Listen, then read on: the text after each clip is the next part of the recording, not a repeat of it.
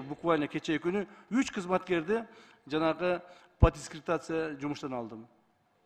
Себеби бирөөсү $28.000 бирөөдөн взятка алып койгон, бирөөсү бирөөгө жардам берип, бир инвестордун $82.000 акчасын бирөөгө өткүзүп берип койгон. Үчөөнү кызматтан алдым. Бирөөнү кызматтан снимать эттим.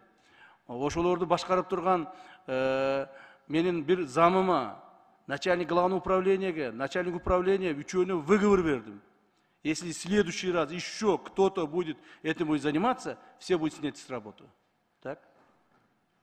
Мага эч нерсенин кереги жок. Байлыктын дагы, креслонун да башы, мага бир гана маселе. Мамлекетибизди таза, мыйзамдуу өлкөгө айлантып калышыбыз керек. У нас есть шанс, большой шанс бар. Ал экранга чыгып мен кайттым деп коет, а бирок на самом деле занимается. Он управляет там, СИЗО сидит, управляет с этим предпринимателями.